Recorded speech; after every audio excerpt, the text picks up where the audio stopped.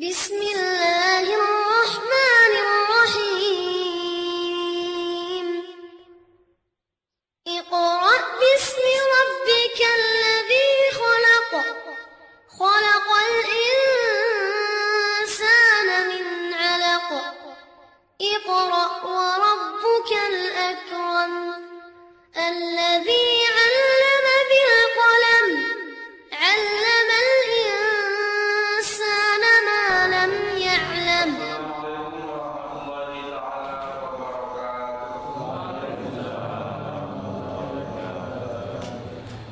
Alhamdulillahirabbil alamin wa nusalli wa nusallim ala man arsaltahu syahidan mubasysyiran wa nadhira wa da'iyan ila Allahi wa sirajan munira. Subhanaka la ilma lana illa ma 'allamtana innaka antal alimul hakim. Shadaqallahul azim. Jamaah subuh yang dimuliakan Allah Subhanahu wa taala, satu karunia yang luar biasa yang kita terima adalah tetapnya iman di dalam hati kita.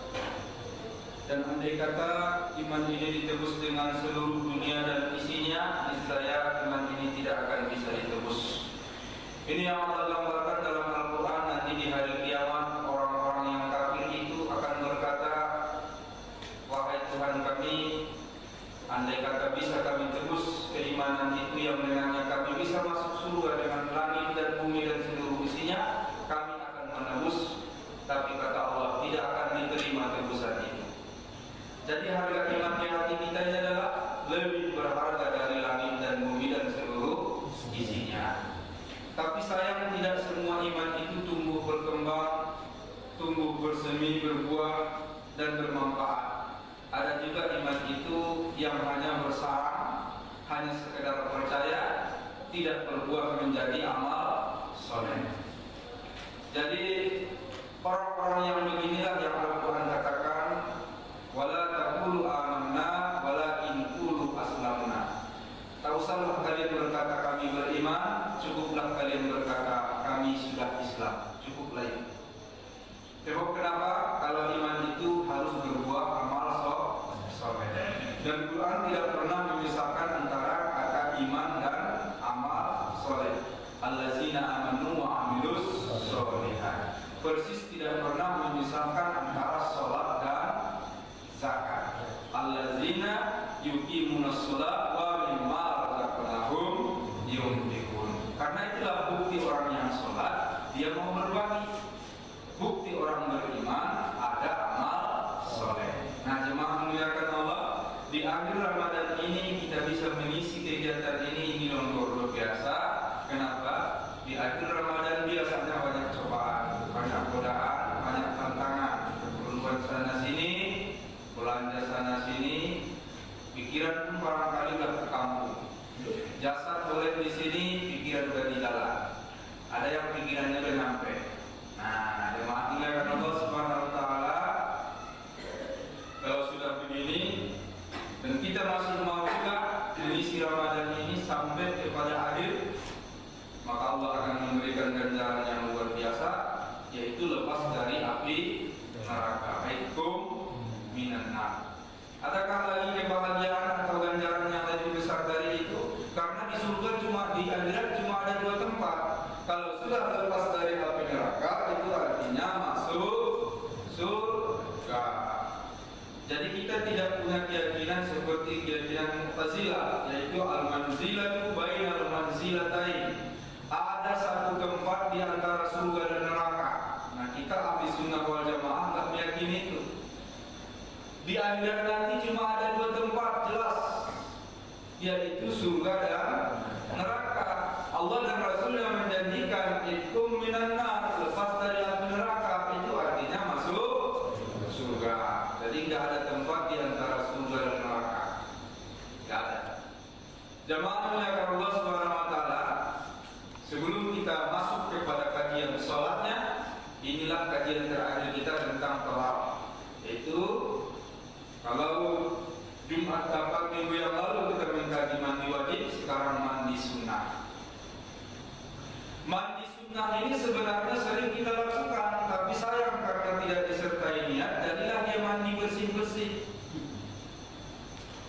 bedanya mandi bersih-bersih dengan mandi sunnah? Mandi bersih-bersih hasilnya bersih, harum, wangi. Tergantung sabunnya juga putih, tergantung samponya. Kalau sabunnya di Beboy, orang kampung bilang gitu, Lux. Kalau dulu kan lah, Git, telepon. Nah, telepon aja dipakai mandi coba. Tapi kalau niatnya mandi sunnah, mandi biasa pun dapat pahala. Kenapa? Sesuatu yang diperintah pasti di belakangnya ada pahala. Sesuatu yang dilarang pasti di belakangnya ada dosa. Nah, pertanyaan saya Bapak Ibu, apakah dalam Quran kita disuruh mandi? Disuruh nggak kita mandi dalam Quran? Disuruh Pak. Disuruh mandi, fagsilu, mandilah kalian. Sebenarnya asal kata fagsilu itu adalah mandi. Mandilah kalian dengan air yang baik supaya kalian suci. Jadi kita disuruh bersuci. Innallaha yuhibbul mutatahhirin. Allah senang cinta kepada orang yang suci. Jamaah muliakan Allah Subhanahu wa taala, tingkat-tingkatan perintah dalam Al-Qur'an itu sama juga dengan tingkat-tingkatan bahasa kita. Kenapa? Al-Qur'an itu turun dengan bahasa manusia. Ada sastra, ada nilai-nilai sastra di dalam bahasa itu. Nah, tingkatan tertinggi suatu perintah bukan lagi perintah, tapi apa? Sindiran. Orang yang kalau bergerak sesudah diperintah, yakin dan percayalah itu anak-anak. Anak-anak tak bisa disindir apa maunya kita. Dia harus diperintah. Kamu pergi ke sana, kamu pergi ke sini, jangan pergi ke sana, jangan pergi ke sini. Itulah anak-anak. Anak-anak itu tidak bisa orang tua berandai-andai. Bapak senang loh kalau kamu begini-begini, Bapak senang loh kalau kamu begini-begini. Anak bilang, ya banyak kali kesenangan Bapak. Tapi bagi orang dewasa bisa kita bilang, waduh alangkah senangnya kalau kalian datang ke rumah bawa oleh-oleh. Dia nggak perintah kan? Tapi sesungguhnya di balik itu ada kata perintah, betul nggak? Nah, orang makin pintar, makin tinggi tarafnya, maka kita tidak usah perintah lagi, disindir saja. Betul nggak? Nah, Al-Quran nggak ada bahasanya juga begitu. Memang tak disebut mandilah kalian dengan air yang halal lagi baik seperti kalimat makan. Tapi Allah hanya berkata, Innallaha yuhibbut tawwabin wa yuhibbul mutatahhirin. Allah cinta sekali sama orang yang bertaubat, Allah cinta sekali sama orang yang mensucikan diri. Ini kalimat perintah, tapi dibungkus dengan kalimat sindiran. Nah, yang menangkap kalimat perintah seperti ini adalah orang yang punya kualitas iman dan akalnya lebih tinggi daripada iman dan akal orang awam. Nah, jemaah muliakan Allah Subhanahu wa taala, perintah-perintah dalam Al-Quran itu terkadang tegas dengan kalimat kerjakanlah ini, kerjakanlah itu. Tegas dengan larangan jangan begini, jangan begitu. Terkadang Allah hanya menyindir saja. Nah, jemaah muliakan Allah Subhanahu wa taala, terkait mandi sunnah, andai kata kita selama ini sering mandi dan tidak berniat, maka mulai dari sekarang pasanglah niat mandi sunnah supaya aktivitas mandi itu menjadi ibadah. Bayangkan kita beribadah mandi minimal 2 kali sehari semalam. Iya Bu? Atau ada yang kurang? Hah? Yang punya penyakit malas mandi ada? Yang pertama, mandi Jumat. Mandi Jumat. Laki-laki ini biasa. An Umar bin Khattab, bainama huwa qa'imun fil khutbati yaumal jum'ah, izdabala rajulun minal muhajirin al-awwalin min ashabin Nabi sallallahu alaihi wasallam wa huwa Utsman. Fanadahu Umar, ayyatu sa'ati hadhihi? qala inni sabaltu falam anqalibu ila ahli hatta sami'tu ta'zain falam azid an tawaddu. Suatu hari Umar bin Khattab tatkala dia khutbah Jumat, tiba-tiba masuklah seorang muhajirin yang pertama, muhajirin generasi awal, yaitu Utsman. Masuk masjid, bau-baunya agak lain. Umar tahu nih, ini ada yang beres dengan Utsman. Fanadahu, maka dipanggillah oleh Umar bin Khattab. Ya Utsman, ayat saat dihazar. Kamu tahu nggak hari ini hari apa? Utsman ditanya begitu. Inilah tadi kualitas tadi, Bapak Ibu. Kalau ditanya begitu, kira-kira kita datang ke masjid, kamu tahu nggak hari ini hari apa? Perlu dijawab nggak hari Jumat? Perlu dijawab nggak? Langsung Utsman sadar, ini bukan bertanya hari, ini bertanya mandi nggak tahu tadi. Sama dengan kalau kita berjalan tersenggol atau terpijak kaki orang lalu ditanya, "Hei, kau punya mata nggak?" Perlu dijawab. Ini mata nggak kau lihat kemana? Ayo, berantem atau mana? Tak perlu dijawab itu. Dia hanya yang berkata, kalau jalan lihat-lihat, jangan injak kaki Nah sama dengan Utsman. Utsman berkata, ini sakoltu falam anqalibu ila ahli. Aku sibuk sekali hari ini, belum sempat pun pulang ke rumah menemui keluarga. Aku langsung ke masjid, kata Utsman. Lalu kemudian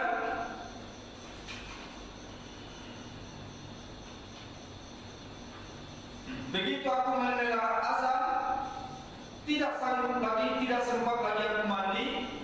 Falam azim an tawaddu, aku hanya berwudu saja. Faqala wal wudu'u aidan wa qala alimtu anna Rasulullah sallallahu alaihi wasallam kana ya'muru bil ghusli. Bukankah engkau tahu wahai Umar, apa Utsman? Qala alimtu anna Rasulullah, bukankah engkau tahu bahwa Rasulullah telah bersabda, beliau menyuruh kita untuk mandi? Qala Syafi'i, kata Imam Syafi'i, falam yatruku Utsman salata lil ghusli. Utsman waktu itu tidak langsung keluar masjid untuk mandi, begitu ditegur Umar. Walam ya'muru Umar bil khuruj, dan Umar pun tidak menyuruh Utsman untuk keluar dari masjid, walaupun dia sudah tahu kalau Utsman tidak sempat mandi. Dan dzalika ala annahu qad alima anna al-amra bil ghusli lil ikhtiyar. Hal itulah yang menunjukkan bahwa baik Umar maupun Utsman berpaham bahwasanya mandi hari Jumat bukanlah wajib, tapi ikhtiar, pilihan. Apa maksudnya ikhtiar? Boleh memilih mandi, boleh tidak mandi. Itu artinya sunnah. Andai katalah Umar bilang, "Hai Utsman, keluar kau mandi baru balik ke masjid," itu berarti wajib. Nah, jemaah mulia Allah Subhanahu wa taala, ibu-ibu juga teman dengan kami, Ustaz, kami kan tak ke masjid. Nah, ibu mau dapat pahala sunnah gak? Siapkan spesial untuk suami supaya dia mandi. Bersihkan kamar mandinya, siapkan handuknya, siapkan sabunnya, supaya suami mandi sebelum Jumat, supaya juga ibu mendapatkan pahala suami mandi tanpa mengurangi pahala mereka. Nah, dan yang lebih hebat lagi tentunya, supaya bukan cuma sembarang mandi sunnah Jumat, supaya meningkat pahalanya menjadi mandi wajib Jumat. Siapa yang berperan? Ibu berperan supaya suami pagi harinya mandi wajib Jumat. Makanya disunahkan berhubungan suami istri pada malam Jumat. Ke situ juga tadi. Ya, nah, kan kemarin sudah kita terangkan kapannya sunnahnya berhubungan suami istri. Cuma 3 tempat. Kita ulang kajian aja. Cuma 3 tempat sunnahnya berhubungan suami istri. Yang pertama malam Jumat. Yang kedua 3 malam sebelum Jumat. Yang ketiga 3 malam sesudah Jumat. Laksanakan cuma 3 tempat ya. Jemaah muliakan Allah Subhanahu wa taala.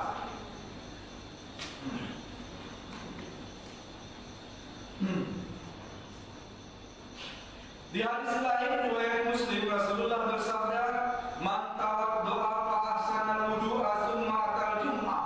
Siapa orangnya yang berwudu, kemudian dia membaguskan wudunya, lalu dia datang kepada sholat Jumat, fastama'a wa ansat, lalu dia mendengar khatib dan dia enggak berbicara kiri kanan, ghufira lahu ma bainal jum'ati ila jum'ah, maka Jumat itu akan mengampunkan dosa-dosanya di antara Jumat itu dan Jumat sebelumnya. Maka dengan hadirnya kita ke masjid, apalagi dilengkapi dengan mandi, wudu dengan sempurna, maka itu akan mengampunkan dosa satu kali Jumat, satu minggu. Berbahagialah kita orang yang tepat waktu hadir Jumat. Kenapa? Ingat bahwa terakhir catatan malaikat sebelum khatib naik mimbar. Catat malaikat satu-satu datang. Oh, dicatat. Begitu khatib naik mimbar, ditutup, tercatat. Jadi sah tidak sholatnya? Sah tidak? Sah. Tapi ibaratnya tak terdaftar lagi. Ini kan sebenarnya bahasanya. Apakah pernah berhenti malaikat mencatat amal kita? Ayo. Pernah nggak malaikat berhenti mencatat amal kita? Jangankan sholat Jumat, walaupun terlambat, tidur pun kita sibuk malaikat mencatat amal. Bolak-balik badan kita dicatat malaikat. Tidur, konon lagi kita datang Jumat, walaupun terlambat, tetap malaikat catat, tetap. Inilah bahasa tadi. Inilah bahasa kelebihan orang yang datang duluan dan yang datang belakangan. Tak mungkin tak tercatat, karena semua aktivitas pasti tercatat. Sehingga dalam Al-Quran dikatakan protes orang-orang kafir, ini catatan apa ini yang tidak sedikit pun meninggalkannya.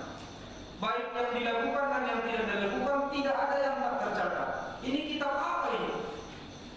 Artinya yang tidak kita berpikir bakal dicatat pun pasti akan dicatat. Baru nanti faman ya'mal mithqala dzarratin khairan yara. Walaupun sebiji zarah kebaikan pasti terlihat. Kenapa tercatat? Sebaliknya, faman ya'mal mithqala dzarratin syarran, siapa yang beramal kejahatan sebiji zarah pun pasti tercatat. Jadi jamaah muliakan Allah, walaupun terlambat Jumat adalah sudah tutup buku, nggak usah tinggi, jangan, tetap tercatat, tapi tentu nilainya beda.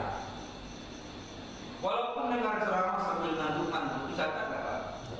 Dicatat nggak? Dicatat. Siang pada tanggal sekian hari ini mendengar ceramah sambil ngantuknya dihitung ibadah. Memang kalau umuran kita ini Pak, umuran Astuti. Bapak tahu Astuti? Kalau kereta paling tua kan Astuti Pak ya. Kalau dengan ceramah Astuti asal dulu itu nggak apa-apa. Dicatat ibadah, jangan ragu. Selanjutnya Abu Hurairah radhiyallahu anhu meriwayatkan anna Nabi sallallahu alaihi wasallam qala haqqun alayya ala kulli muslim ayyagtasila fi kulli sab'ati ayamin yawman, adalah hak bagi setiap muslim mandi setiap 7 hari 1 hari. Sudah minimal itu ya. 1 hari saja. Apa itu? Ya asilu bihi ra'sahu wa jasadahu, dia mencuci atau membasuh seluruh badannya dan kepalanya, itulah mandi yaumul Jumat. Jadi luar biasa dengan mandi hari Jumat ini.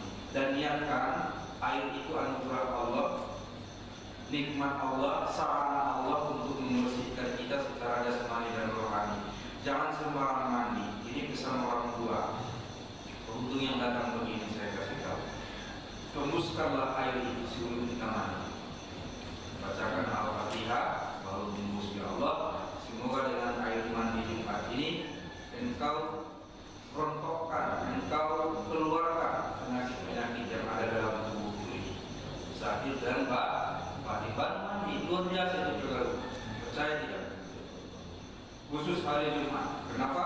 Karena Allah Subhanahu wa taala juga ada yang spesial dengan hari Jumat. Bapak Ibu tahu sempurnanya kejadian langit dan bumi hari apa? Ayo. Sempurnanya kejadian langit dan bumi hari apa? Jumat. Maka hari ini justru mastawa jelas sama, tinggal naik ke langit.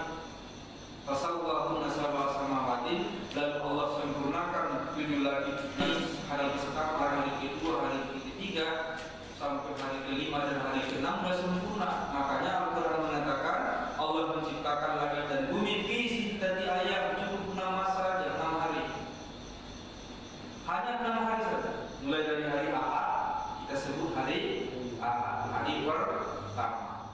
Hari Isnin, hari kedua. Hari Selasa, Salasatun, itu asal katanya. Hari ketiga. Hari Rabu asal katanya Arba'atun, hari keempat. Hari Kamis asal katanya Khamsatun, hari kelima. Baru hari ke-6 sudah sempurna, tinggal naik ke atas menyempurnakannya dengan perintah-perintah. Dibuatlah hukum alam. Matahari mulai terbit pagi, terbenam sore. Angin mulai berhembus dengan perintah Allah semua. Jadi sempurna semua di Jumat.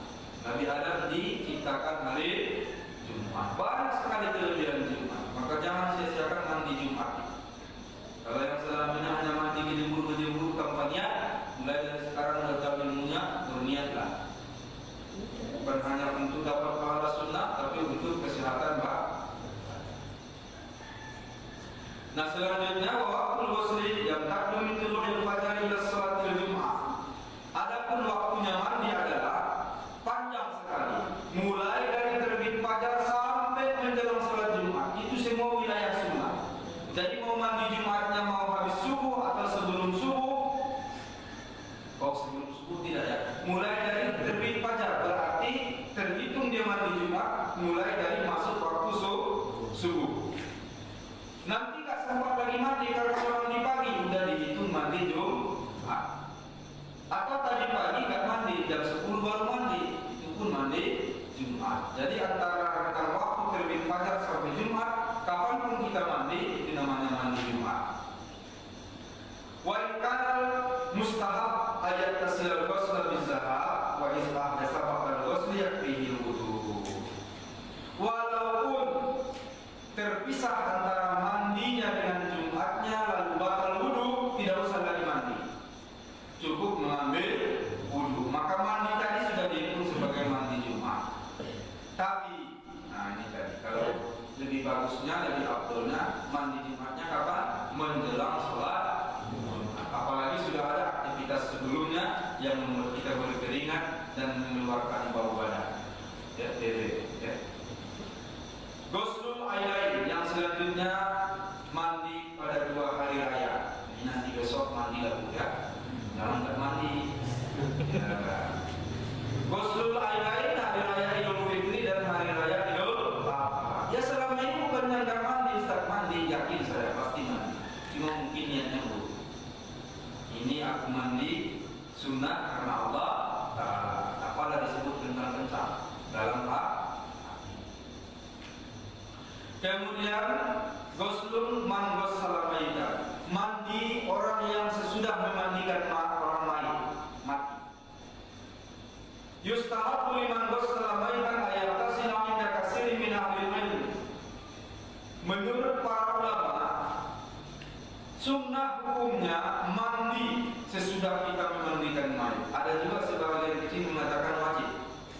Tapi menurut kebanyakan ulama, mandi sesudah memandikan mayit hukumnya sunnah. Li hadis Abi Hurairah radhiyallahu anhu, anna Nabiy sallallahu alaihi wasallam qala man ghassala mayitan falyaghtasil wa man hamalahu falyatawadda, riwayat Ahmad.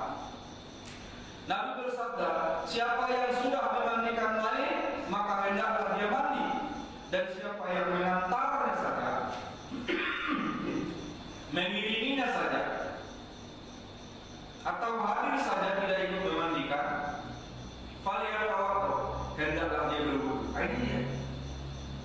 Kata orang sial katanya, jangan sentuh anak-anak kalau kita sudah mengurus mayit sebelum mandi. Nah kalau yakin jadi, kalau tak yakin tak apa-apa. Tapi memang sesuai sunnah, disunnahkan hukumnya mandi sesudah mengurus Itu kan kemungkinannya secara rasional banyak. Pertama, mungkin kotoran mayat itu terbawa di badan kita. Namanya kita memandikan mayat. Nah, tapi kalau hanya sekedar hadir di situ, lalu kita ikut membawa atau tidak ikut membawa, hanya sunnah berwudu saja. Nah, kemudian dikatakan sunnah bukan wajib walaupun jelas perintahnya. Dalilnya adalah lima ruya Umar radhiyallahu anhu qala kunna naqtasil maita minna ma yaqtasil wa minna ma la yaqtasil. Kata Umar, kami dulu memandikan mayit, sesudah itu di antara kami ada yang mandi dan di antara kami ada yang tidak mandi. Maka itulah maksudnya, kalaulah itu wajib, tentulah tidak ada sahabat yang berani tidak mandi. Jadi kata Umar, sudah kami memandikan mayat dulu, di antara kami balik ke rumah ada yang mandi, ada yang tidak. Itu artinya pilihan, sunnah. Ghuslul ihram, mandi ketika mau ihram. Ini terlalu orang mau ihram nggak mau mandi, ya udah. Yundabul ghuslu liman arada ayyuhram bil hajj aw umrah. Disunahkan mandi bagi orang yang berkehendak ihram haji maupun ihram umrah. Yang kelima, ghuslu dukhuli Makkah. Mandi ketika hendak memasuki Makkah. Yustahabu liman arada dukhula Makkah ayyagtasila. Wa qala Ibnu Munzir al-iktisalu inda dukhuli Makkah mustahabun inda jami'il ulama wa laysa fi tarkihi indahum fidyah. Wa qala aktsaruhum yajzi wa anhum wudu. Menurut para ulama mayoritas mengatakan sunnah hukumnya setiap kali mau memasuki Makkah mandi. Dan andai kata tidak juga maka disunahkan berwudu saja. Yang keenam, ghuslul wukuf di Arafah, mandi karena wukuf di Arafah. Yundabul ghuslu liman arada al-wuqufa bi Arafatil hajj lima rawahu Malik bin Nafi anna Abdullah bin Umar radhiyallahu anhu kana yaghtasilu al-ihramahu qabla an yuhram wa li dukuli Makkah wa li wuqufihi 'ashiyati Arafah. Ini berdasarkan hadis riwayat Malik bahwasanya Abdullah bin Umar radhiyallahu anhu selalu mandi tatkala mau ihram, kemudian tatkala mau masuk Mekah dan tatkala mau wukuf di Arafah. Saya yakin dan percaya tidak ada orang di sana yang malas mandi. Apalagi kita yang di sini biasa banyak air, tiba di sana panas pula, pastilah senang mandi. Hanya barangkali perlu niat tadi bahwa ini adalah dilaksanakan dalam rangka sunnah Rasulullah Sallallahu Alaihi Wasallam. Kemudian tayammum. Nah, kita masuk ke tayammum. Dari mas'uliyatihi qaulullah ta'ala wa in kuntum marda aw ala safar aw jaa'a ahadun minkum minal ghaib aw lamastumun nisaa falam tajidu ma'an fatayammamu sa'idan thayyiban.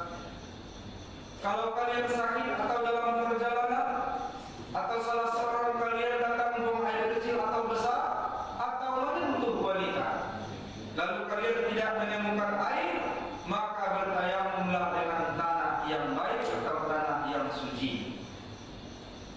Allah sebutkan hal ini dalam surah An-Nisa ayat 43. Dalam ayat ini dikatakan sakit, musafir, lalu datanglah buang air kecil dan buang air besar atau menyentuh wanita. Al-Quran terkadang membahasakan aktivitas itu dengan bahasa yang sangat halus. Yang dimaksud menyentuh wanita ini bisa menyentuh biasa salaman, bersentuhan, bersinggungan, namanya menyentuh. Tapi dengan bahasa yang lebih dalam lagi, dengan bahasa ditinjau dari segi sastra, maka menyentuh itu bisa bermakna bersetubuh. Atau kalau bahasa kita kan bergaul, suami istri. Sebenarnya bergaul itu kan luas. Duduk-duduk bergaul kan? Makan bersama bergaul kan? Iya, tapi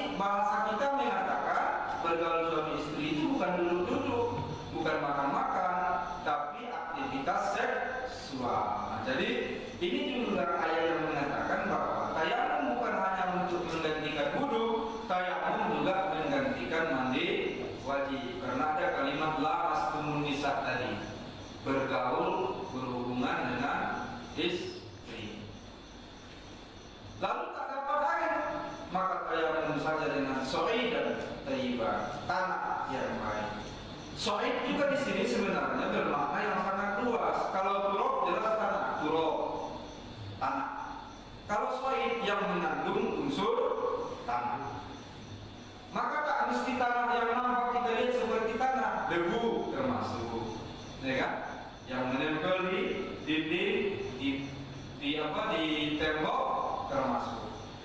Jadi Al-Quran membahasakan dengan bahasa yang tujuannya sangat luas, sehingga Islam itu tidak terasa sempit dan seakan-akan tidak ada pilihan. Tapi dengan bahasa yang luas, suatu saat berubah keadaan, berubahlah hukumnya. Nah, jemaah muliakan Allah Subhanahu wa taala. Kapanlah saatnya kita boleh bertayamum? Ini dia. Yang pertama,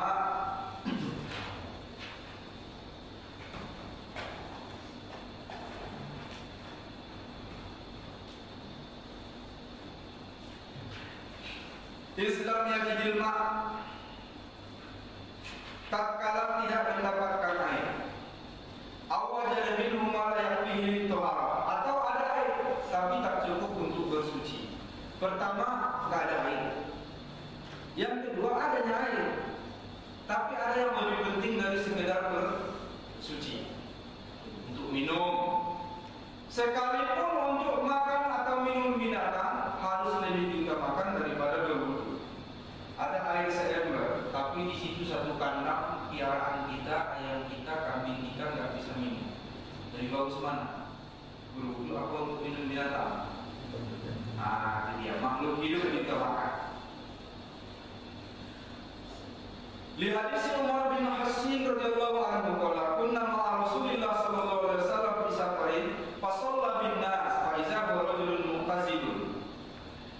Berdasarkan hadis bahwasanya suatu saat, kata Umar bin Hasin, kami bersama Rasulullah dalam sebuah perjalanan, maka sholatlah manusia.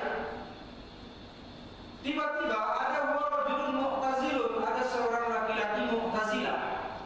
Jadi kata Mu'tazilah itu artinya mengasingkan diri. Jadi yang dimaksud di sini Mu'tazilah mengasingkan diri. Waktu zaman Nabi belum ada kelompok Mu'tazilah. Mengasingkan diri maksudnya dia tidak ikut jamaah. Duduk-duduk dia sendiri di sini. Jadi di masjid ini pun mungkin ada Mu'tazilah yang di luar sana, misalnya kan duduk sendiri, namanya Mu'tazilah secara bahasa. Lalu ditanya Rasul, "Mana akan sholat? Kenapa kau nggak sholat? Kok sendirian?" Qala asabatni janabah, ya Rasulullah, aku ini junub. Junub? Iya. Wala ma'un, dan nggak ada air. Qala alaika bis-shaim fa innahu yakfika, kata Rasulullah. Kalau kamu junub lalu nggak ada air, jangan dulu nggak sholat, cukuplah kamu mengambil tanah atau debu, bertayamumlah, maka itu sudah cukup bagimu untuk melaksanakan sholat. Riwayat Sahih Bukhari dan Muslim. Yang kedua, sakit atau luka, misalkan bihi jarrahatun aw marad wa khafa min istimalihi ma ziyadatul ma. Tatkala sakit atau luka, menurut perkiraan dia kalau memakai air bertambah sakitnya atau bertambah lukanya. Atau ta'khirus syifa, atau bertambah lama masa penyembuhan, bukan cuma otomatis langsung bertambah parah, tidak. Kalau ini kena air bisa jadi proses penyembuhannya lama. Nah, kalau proses penyembuhannya lama mengganggu aktivitas sehari-hari, sawa'un uri pasari kabita daribah atau bikin barisik ketimnal tiba. Dia tahu yang demikian itu berdasarkan perkiraannya saja, atau dia dikasih tahu ahli tabib. Itibak tabib, dokter kata kita sekarang. Lihat si Jabir radhiyallahu anhu qala kharajna fi safarin fa sawara rajulan minna hadat. Tatkala suatu saat, kata Jabir, kami keluar dalam musafir, lalu seorang laki-laki kena lemparan batu. lemparan batu, pecah kepala, pasatnya pecah, pirosi di kepala, luka parah. Sudah begitu, nilai hebatnya orang Arab ini Bapak Ibu. Udah luka berat kepala ini ibu, summa tarama mimpi basah pulaknya. Hebat orang Arab. Konon lagi yang sehat kita kirim pula wanita-wanita ke sana. Bayangkan, ini cerita dalam perang ini Pak. Perang dalam perjalanan ada yang lempar, pecah kepala. Harusnya kan nggak bisa tidur. Tidur dia di atas kendaraan, mimpi pula. Lalu kemudian ditanya lah para sahabat, hal tajiduna li rusatun fitayammum, menurut kalian saya dalam keadaan begini boleh nggak tayamum? Apa kata jawab sahabat? Faqalu ma najidu laka rusatun wa anta taqdiru 'ala al-ma. Menurut kami kamu nggak boleh tayamum. Kenapa? Kamu masih bisa mandi pakai air. Jadi sahabat ini pun tentang perenang sok tahu. Nggak bisa, itu kan luka biasa aja. Kalau tetap wajib mandi, kata sahabat. Faghtasala, maka mandilah dia dalam keadaan luka di kepala. Apa yang terjadi? Pamata langsung mati. Mandi dia langsung mati. Falamma qadimana ala Rasulillah sallallahu alaihi wasallam akhbara bizalik. Tatkala bertemulah kami dengan Rasulullah, kami kabarkanlah cerita ini. Faqala, apa kata Rasul? Qataluhu qatalahumullah. Ingat, siapa yang menyuruh dia mati, kalian sudah membunuh dia dan Allah akan membunuh kalian. Murka kalian Rasul. Gara-gara kalian suruh dia mati, kalian pun akan mati. Menurut cerita, tidak lama sesudah itu terjadi perang besar. Sahabat yang menyuruh dia mati tadi mati. Makanya jangan sembarangan kalau bertanya tak tahu, udahlah saya bukan ahlinya. Nanti kita tanya Pak Ustaz ya. Karena masing-masing manusia punya spesialisasi dan Allah lahirkan kita dalam keadaan itu. Setiap manusia punya spesialisasi. Dari kecil aja sudah Allah lihatkan kelebihan-kelebihan. Jangan pula semuanya mau kita borong, semuanya mau tahu. Hebatnya orang Indonesia ini, kalau ada orang serba bisa hebat. Kalau di negeri di luar sana yang negara maju itu, orang yang serba bisa itu dianggap tidak bisa. Justru orang yang spesialis itu baru hebat. Kita kalau serba bisa hebat. Nah, ada masing-masing ada ahlinya, ada spesialisnya. Profesional itu bukan serba bisa, yang kata Allah. Sekali lagi saya katakan, profesionalisme itu bukan serba bisa. Apa itu profesionalisme? Dia ahli di dalam satu titik saja, dalam satu bidang. Tapi keahlian dia itu menjadi bodinya. Keahlian dia itu membuat karakternya. Ibarat tukang sayur tersenggol kereta api, jatuh, bertebaran semua sayur dan buah. Ada orang kasihan, Pak, ada apa Pak? Nggak ada apa-apa lagi Pak, tinggal tewang satu biji. Bayangkan, itu profesional. Udah hancur berserak semua, ditanya orang kasihan sebetulnya. Dia pikir orang mau beli. Itu profesional namanya. Mimpinya pun kalau bisa jual sayur. Sayur. Dia lagi mimpi. Karena apa? Dia profesinya tukang.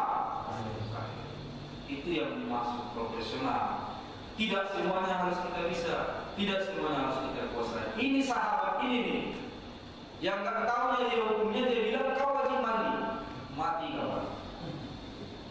Kalian pun akan dibunuh, kata Rasulullah. Lalu Rasulullah melanjutkan,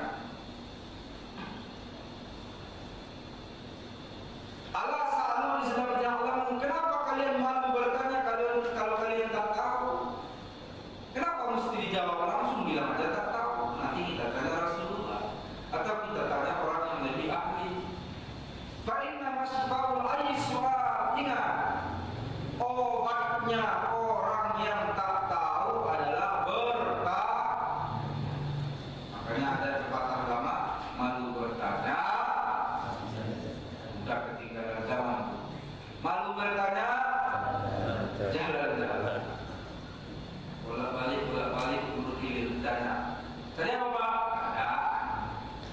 jalan-jalan aja.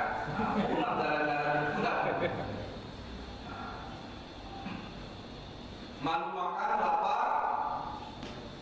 Ayo, tadi malu bertanya, malu makan, lapar, susah satu paket ini berpatah. Kita ulangi. Malu bertanya, jalan-jalan.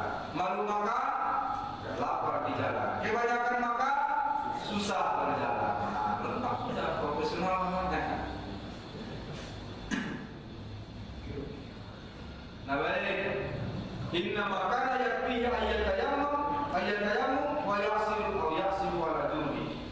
Kata Rasulullah, dia itu sebenarnya cukup bertayamum saja. Tak pala dia mesti mandi, cukup bertayamum. Kalian ini tak tahu tapi dijawab. Atau ada ataunya, boleh dipilih. Dia membalut lukanya dengan kain, summa yamsahu alaihi, kemudian dibalutlah luka itu. Kemudian diusaplah kain pembalut luka itu, wa yasiru jasada, dan dia mengalirkan air ke seluruh jasadnya yang tak terbalut kain. Jadi ada dua pilihan. Pertama, tayamum sama sekali tidak mandi. Yang kedua, mau mandi juga, balut dulu kepalanya baik-baik. Mandilah untuk bagian yang tak luka, untuk kepala yang dibalut cukup diusap. Jadi kita ada dua pilihan. Mana tahu sakit di badan, ada gigitan, ada luka, mau mandi wajib. Kalau wudu nggak masalah. Wudu asal nggak kena anggota wudu berarti nggak masalah kan?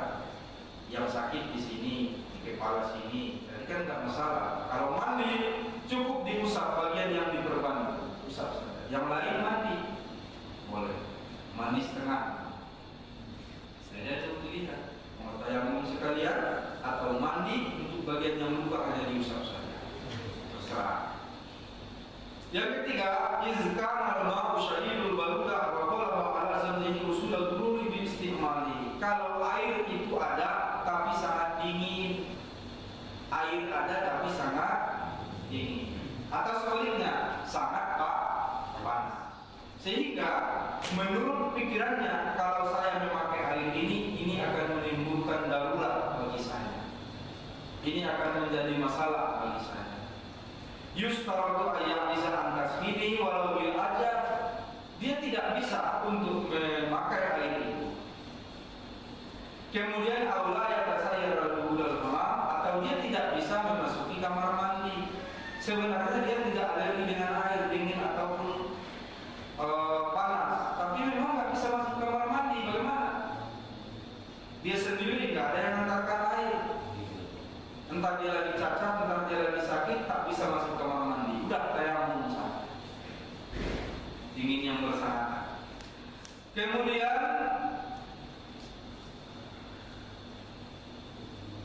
li hadis Umar bin As radhiyallahu anhu, lamma ba'atha fi ghazwatin Zatis salasil qala intalantu fi lailatin shadidatil barudah. Nah, ini lagi ceritanya. Umar bin As, dia diputus untuk sebuah peperangan pada malam yang sangat dingin. Udah jelas ini peperangan, malamnya dingin minta ampun. Intalantu, mimpi basah pula saya. Tadi sudah luka, tidurnya ada di atas kontak, masih mimpi basah. Ini perang, dinginnya minta ampun, mimpi basah pula dia. Fa'asfaktu ini tasaltu al-amr. Aku berpikir kalau aku mandi, maka binasalah saya. Summa shallaitu bi ashabi sholat subuh. Aku bangun besoknya, aku langsung sholat subuh dengan sahabat. Padahal dia juga semalam. Falamma qalimana ala Rasulillah sallallahu alaihi wasallam, tatkala kami bertemu dengan Rasulullah, zakaru zalika lahu, diceritakanlah hal itu kepada beliau. Faqala ya Umar, shallaita bi ashabika wa anta junub. Kata Rasulullah, wahai Umar, apakah engkau sholat bersama sahabat sedangkan engkau junub? Faqultu zakatu qaulullah azza wa jalla. Aku pun menjawab, Allah kan berfirman ya Rasul. Apa firman-Nya? Wala taqtulu anfusakum innallaha kana bikum rahima. Jangan kalian jatuhkan diri kalian ke dalam kebinasaan, sesungguhnya Allah Maha Penyayang. Kalau aku mandi waktu itu ya Rasul, mungkin saya akan mengalami keadaan darurat, mungkin saya sakit. dan selanjutnya. Maka mendengar jawaban ini, aku hanya bertayamum saja, kata Umar bin As. Maka mendengar jawaban ini, fadhika Rasulullah sallallahu alaihi wasallam, Rasulullah tertawa. Walam yaqul sayyan, kemudian dia tidak berkomentar apa-apa lagi. Jadi artinya, aku memang bermimpi basah ya Rasul, tapi aku takut mandi karena kedinginan, maka aku cuma berwudu dan sholat. Nabi tidak marah, tidak melarang, bahkan Nabi tertawa. Nah ini bahasa Nabi itu terkadang tidak dengan bahasa lisan, tapi dengan bahasa isyarat. Tertawanya Rasulullah mendengar sesuatu itu artinya ridho, setuju. Bahkan jangankan tertawa atau senyum, beliau diam saja, tak dikomentarinya, mukanya tidak menunjukkan setuju atau tidak, diam saja, itu sudah menyatakan boleh. Kenapa? Mustahil bagi seorang Rasulullah menyampaikan atau tidak menyampaikan sesuatu yang wajib disampaikan atau yang wajib tidak disampaikan. Sebab kenapa? Kalaulah sesuatu itu dilarang, pasti Rasul menyampaikan. Kalaulah sesuatu itu adalah rahasia yang akan membuat seseorang malu di depan umum, pastilah Rasul tidak menyampaikan. Itulah Rasul. Diamnya jadi hukum. Bu, jangan dibawa ke rumah Bu ya. Kaji ini di sini aja. Nabi itu kalau diam jadi hukum. Nanti dibawa ke rumah. Suamiku kalau diam jadi hukum. Jangan. Beda. Itulah bedanya Nabi dengan suami. Diamnya suami itu isyarat bagi ibu ada masalah apa ya? Tanya. Kalau tidak tahu sakit gigi jangan terlalu banyak bertanya. Dapat rendah. Baik teman-teman yang Allah Subhanahu wa taala. Inilah kajian kita tentang tayamum. Kemudian cara tayamum. Oke, masih ada yang terakhir ya. Cara tayamum cukup ditempelkan tangan satu kali ke tanah, lalu diusap-usap, baru usapkan ke wajah. Berapa kali? 3. Berapa kali? 3 kali jadi mampir. 1. Ini banyak anak-anak disuruh nanti di rumah pasti banyak salah. Bapaknya anak-anak juga sering sana. 1 kali aja. Nah, tipiskan, usap, sudah. Taruh lagi, tipiskan, usap. Malah menurut hadis 1 kali langsung jadi. Tuh, begini, langsung. Jadi 2 macam ini boleh. Saking mudahnya. Jadi bukan 3 kali, tapi cukup 1 kali. Baik, silakan kalau ada yang bertanya. Ya. Kan kalau sudah mandi Jumat, Ya. lalu mandi wajib, Ya. lantas tidak berwudu lagi, sangat sebenarnya. Itu 1. Kedua, misalnya kita mandi berdua sama istri, nah itu sudah open aja lah. Jadi mana nggak berwudu lagi sah. Jadi di antara sunnah wudu kita kemarin sudah berbicara mandi wajib itu sebelumnya disunahkan berwudu. Ya, disunahkan berwudu. Apakah cukup wudu itu untuk sholat? Jaminan tidak, tangan tidak terkena kemaluan. Di situ aja. Kalau dijamin tangan tidak terkena kemaluan, maka sudah cukup wudu yang pertama untuk sholat. Ini kaji-kaji orang Arab. Ini kenapa? Ini air. Sebenarnya kalau orang Indonesia tak perlu mengkaji ini, wudu aja kenapa air banyak, kan ya? Nah, oke. Terus mandi berdua dengan istri. Ini sunnah loh. Sunnah. Kenapa Aisyah bercerita? Kami mandi dengan Rasulullah 1 bak, saling memandikan, saling bercengkerama, sekitar di kamar mandi. Sunnah. Ini juga yang menunjukkan bahwa air yang dipakai suami di saat yang sama dipakai istri bukan tergolong mustahab. Andai kata itu tak boleh, tentu Rasul mandi sendiri, Aisyah mandi sendiri. Bisa kita pahami di tanah Arab waktu itu sulit menemukan air mengalir, bahkan tak ada. Kalau kita buka keran sebesar-besarnya bisa nggak mengalir air itu? Tapi di sana, apalagi waktu itu di zaman Nabi, susah. berarti air yang sama mutar-mutar. Nabi mandi bersama. Sah. Open-openan boleh suami istri open-openan. Boleh. Cuma memang ini bukan bagian dari fikih tapi bagian dari adab. Walaupun di kamar mandi nggak ada yang lihat, tapi kita sunnah memakai bentuk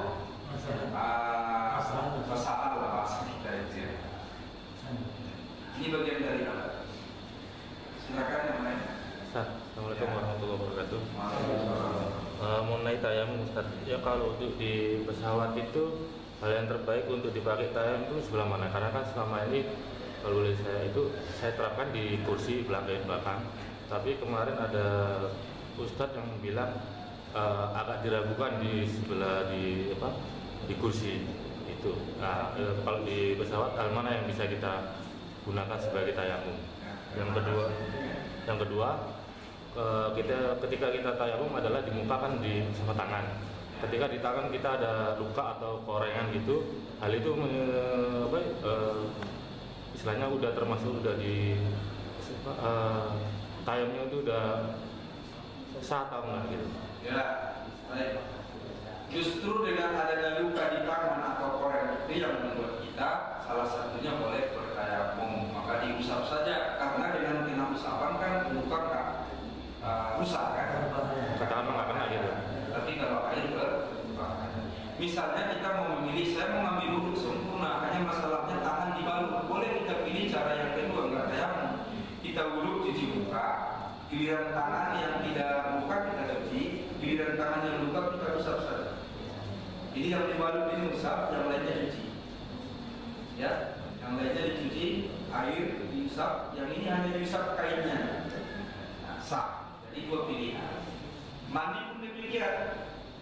Mungkin yang dibalut di sini. Ya udah kita basuh yang lain, yang ini nggak usah. Nah, pilihannya begitu. Terus pesawat. Ini masalah teknis saja. Memang saya pun termasuk yang meragukan ada nggak di pesawat itu debu. Mungkin kalau mau diteliti betul-betulan, kalaupun ada sedikit sekali ya kan, beda dengan bus Kopaska. Kalau Kopaska berdebu lagi.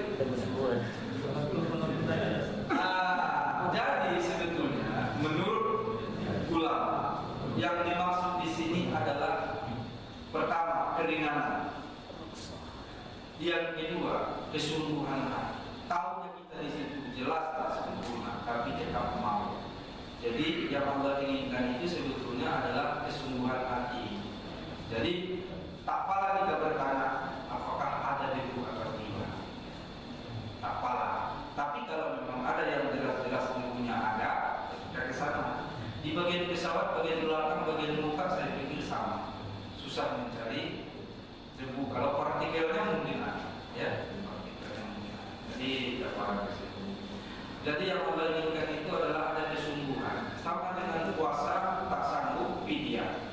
Sebetulnya bisa nggak diganti nilai puasa dengan fidyah itu? Tak bisa kan?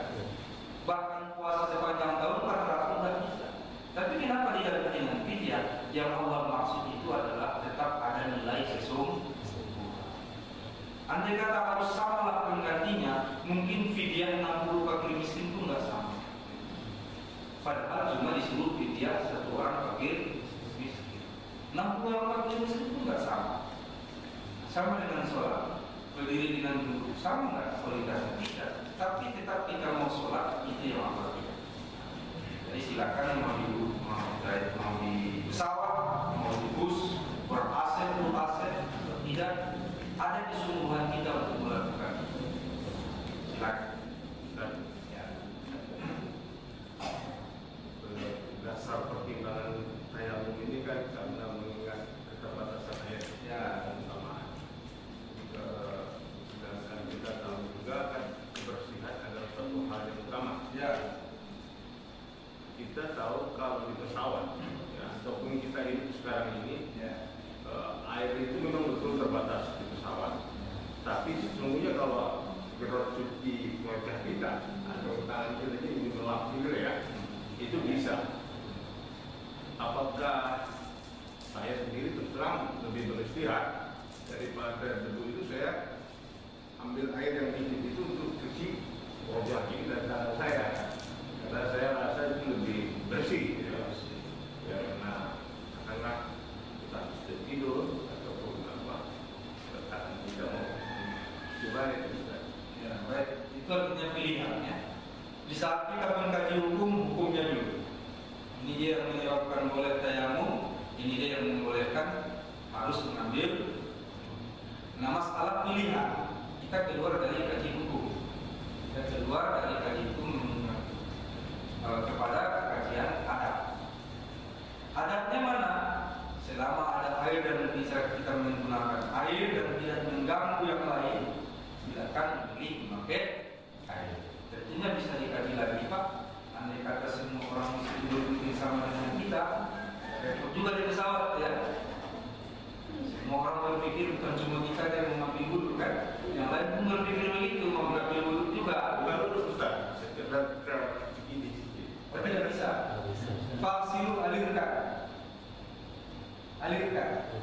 Jadi ditempel-tempel itu malah tidak bisa. Alirkan air. Itu ayat. Faksilu wa jumlakum wa aydiyakum wa misahu birusikum wa radiyakum bila tak alirkan air. Kalau memang tak sanggup, makanya muncul hukum tak ada air, ada air untuk kelebihan kepentingan yang lebih banyak, maka kita boleh Jadi kalau hanya sekedar nempel-nempel, lebih bagus kita pilih ayam. Nah, ini dia. Tapi kalau kita mau ke kamar mandi sendiri, dan saya pikir memang bisa. Kita berwudhu sempurna pun bisa. Nah, tapi masalahnya nanti kalau semua keluar berpikir yang sama, nah ya. Begini, sekarang ini kamar mandi kan ada WC-nya enggak? Ya. Macam mana kita itu berdoa di dalam kamar? Betul, itulah yang dipertanyakan. Kata Rasulullah di zaman itu jangankan berdoa, mengucap salam pun tidak. Rasul waktu di jalan ada orang mengucap salam, dijawabkan enggak? Tidak dijawabnya. Ini kamar mandi kita ini pula konsep kamar mandi zaman Nabi dengan zaman orang tua kita dulu dengan zaman sekarang jauh beda. Konsepnya dulu di situ kita di orang tuh tidak, ya kan? Ini tidak. Kita buang air di sini, kemana perginya? Di alamat sana, di mana sana. Ini hanya sebatas mediator, sarana. Jadi kalau saya pribadi melihat kamar mandi itu WC itu tinggal namanya, penampungan sementara. Kemudian dialirkan kepada yang berhak menerima. Itulah bahasa apa namanya itu? Safety tank. Kalau bahasa Cinanya Pak, tahu nggak safety tank itu apa? Tong Taiwan. Kesana. Jadi berdasarkan persepsi itu, silakan mau baca doa di situ, mau menyiapkan di situ. Tapi kita jaga pula kualitas kamar mandi, jangan bernajis, ya, jangan kotor, jangan bau. Boleh. Tapi biasanya sudah, belum kan ada keterangan kalau saya ya, ambil wudhu situ, doanya keluar dari kamar mandi. Bisa juga kalau kita merasa ragu, konsepnya ragu-ragu tinggalkan. Merasa ragu di kamar mandi, keluar dulu pintu baru bisa. Kita mau pilih mana? Masalahnya kalau berdoa habis wudhu, saya pikir bisa kita pilih. Tapi kalau niatnya, iya, kan biasa kita kan tradisi kita pakai nawai. Bismillahirrahmanirrahim, nawai itu. Di situ deh. Kalau berdoa bisa kita di sini, bisa di luar.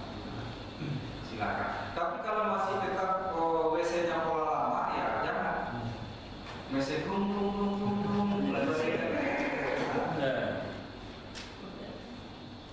Banyak diseleksi payah bumbu banyak kali. Ikan lele yang di pasar dulu banyak produksinya di situ. Kita nggak tahu dulu. Ya. Kalau kita berwudhu, antar kita pakai anu, macam mana hukumnya itu Ustaz? Bila. Iya. Sunnahnya tidak hilang.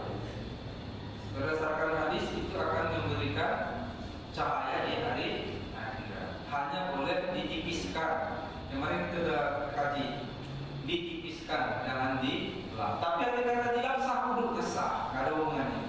Tetap sah. Ditipiskan, tidak tahu hadisnya jelas tidak ada. Ada saya dapat keterangan. Andai kata kita sabar waktu berwudu itu, kita tampung bekasnya ke ember, nanti boleh dipraktekkan. Kita tampung bekas wudu itu ke ember, lalu siram tangan. Beda dengan yang disiram air biasa. Subur. Siram tangan. Yang nggak ada hadisnya itu. Tapi memang air wudu itu berkah. Coba dulu nanti ada bunga, ada tanaman-tanaman, coba pakai. Tampung air wudu pakai siram tangan. Silakan yang lain. Ya. Ini agak maju sedikit, Ustaz. Ya. Yang saya tentang masalah sholat, memang ada perbedaan banyak. Masalah di sholat berjemaah tentang saf. Ada hadis yang mengatur saf untuk saf laki-laki, orang tua paling depan, kemudian anak-anak paling belakang. Ya. Bagaimana kalau anak-anak yang disisipkan di antara orang tua, apakah ini akan mengakibatkan putusnya saf atau tidak? Begitu. Baik. Masalah saf barisan betul hadisnya. Orang tua di depan, anak-anak di belakang, baru belakangnya lagi, baru perempuan. Itu hadisnya sampai. Masalah saf anak-anak. Secara jelas dalam hadis Rasulullah tidak pernah menyatakan dengan anak-anak itu memisahkan saf. Hanya memang Rasul memisahkan barisan anak-anak. Perbedaannya adalah ulama yang memandang anak-anak ini memisahkan jemaah atau saf jemaah atau tidak. Ada yang memandang anak yang belum dibita membawa kotoran najis di dalam tubuhnya. Inilah yang memisahkan saf. Ada yang memandang tidak, yang namanya najis itu bisa keluar dari badan. Kalau di dalam badan tidak najis, maka dia tidak memisahkan barisan. Andai kata anak-anak itu dianggap bernajis karena dia belum dihitan, maka itu berarti anak yang kecil yang belum dihitan mesti dipisahkan satu baris. Tapi saya pribadi tidak memandang demikian karena begitu rumitnya jadinya Islam. Pada saat tidak ada petunjuk yang jelas dari Nabi tentang itu, maka kita mengambil jalan yang mudah. Mengambil jalan yang mudah. Di saat Rasulullah SAW sholat, lalu naik cucunya Hasan dan Husain ke punggungnya, apakah Rasul merasa dia bernajis? Kan tidak. Usia-usia anak-anak naik ke punggung itu bisa digambarkan, itu usia biasanya belum dihitan. Nah, jadi kemudian sahabat itu pun ada yang bahkan Rasul sendiri sholat menggendong cucunya, pungungnya diletakkan dulu, sujudnya diletakkan, nanti mau bangkit digendongnya lagi. Ada di sini. Jadi bukan hanya dalam kondisi berjamaah hubungannya sok dengan jamaah, tapi juga termasuk kalaulah itu najis, tentulah Nabi merasa itu sudah najis itu dalam tubuh kita ada, tapi masalahnya begitu keluar dari tempatnya barulah disebut najis. Nah, jarang mengalir, tapi tidak najis, tapi begitu keluar baru bernajis. Silakan yang lain. Karena kan selama ini yang masalah anak-anak itu kan jadi problematika itu. Ya, ya. Karena kan ada tidak semua anak-anak itu kan istilahnya nakal ya. Ada yang memang udah tahu ilmunya meskipun belum balik. Di depan pun kasihan karena udah di depan diusir disuruh ke belakang. Ya. Sedangkan di belakang teman-temannya agak mau bikin bola gitu ya kan. Ya. Terus kemarin juga saya pernah lihat di tahfiz Quran itu Said Ali Jabar itu mengistilahkan kalau di Madinah kan anak-anak belum balik pun kalau dia ada tahfiz dia istilahnya sebagai imam gitu loh. Ya, bisa. Karena kan Bisa. di kitanya sendiri yang agak Memang itu terkadang masalah teknis yang disepelekan karena nanti kaji, nanti kalau waktunya kita kaji tiba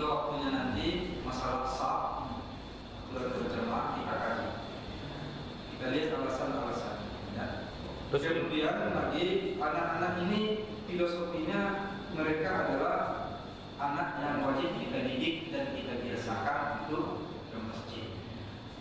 Saya pernah terangkan di sini atau belum tentang puasa Asyura. Puasa Asyura itu boleh kita berpuasa walaupun paginya udah makan dan minum. Datang Rasulullah ke satu kampung, dia bertanya, kalian puasa enggak hari ini? Puasa apa ya Rasul? Lupa-lupa. Ini puasa Asyura. Kata sahabat yang lain, aku puasa. Yang lain tidak, lebih banyak yang enggak. Nah yang bagi puasa, lanjutkan puasa. Yang tadi udah makan, setengah hari kalian puasa. Boleh puasa setengah hari kalau betul. Kalau puasa sunnah, maka kami pun puasa kata sahabat. Dan kami pun mengajak anak-anak ini puasa. Karena yang namanya anak-anak lapar dan haus, pikirannya itu nangis.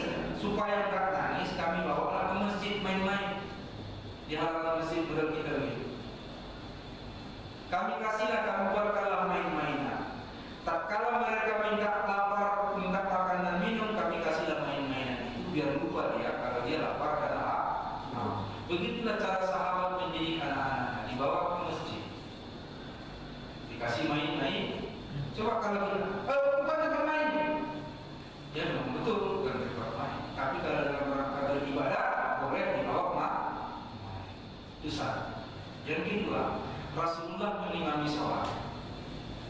Tiba-tiba dia mempercepat sholat. Takut. Sahabat bingung, ya Rasulullah cepat kali sholatnya ini. Gak biasanya. Iya. Tadi saya dengar suara anak menangis. Saya pikir ibunya lagi sholat. Rupanya ibunya itu main-main di luar sama anak. Begitulah Rasul menghargai. Pertama, andai kata ada ibu yang bawa anak, tak satu pun Rasul melarang. Jangan bawa anak mengganggu orang sholat. Tidak.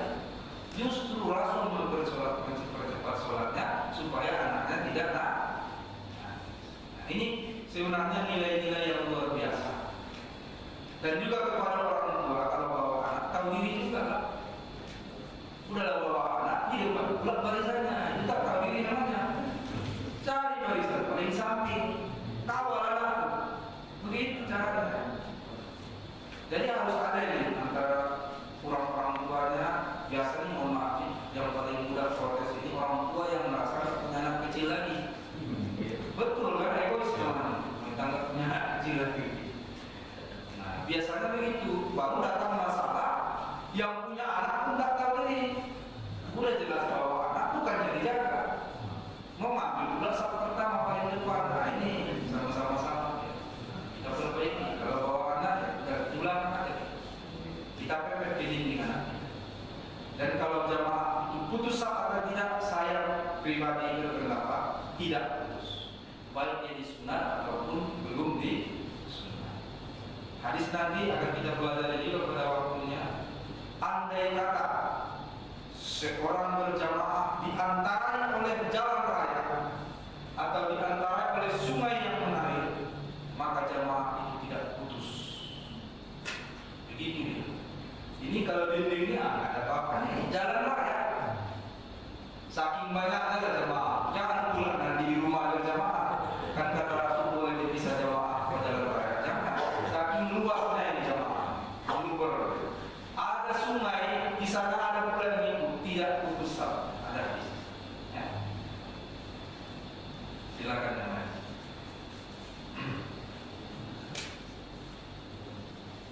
Pas. Alhamdulillah, barangkali inilah kajian kita di bulan Ramadan ini. Insyaallah bisa lebaran kita masuk ke waktu sholat. Kita akhiri dengan doa astagfirullahaladzim. Alhamdulillahirrahmanirrahim. Allahumma shalli wa sallim ala asyrafil mursalin wa alihi wa sahbihi ajma'in. Allahumma ighfir lana dzunubana wa liwalidayna wa kaffir 'anna sayyi'atina wa tawaffana ma'al abrar. Allahumma rahmana ya Allah binurika wa hidayatika. Allahumma rizqna al-fahma wa al-ilman wa al-hikmah wa al-aqla bi rahmatika ya arhamar rahimin. Allahumma anzil rahmah wa sakinah wa sanada wa barakah wa al-ghafirah ala hadhihi al-jamaah. Allahumma ja'al jama'ana hadhihi jama'an marhumah wa taqabbal min ba'di taqabbal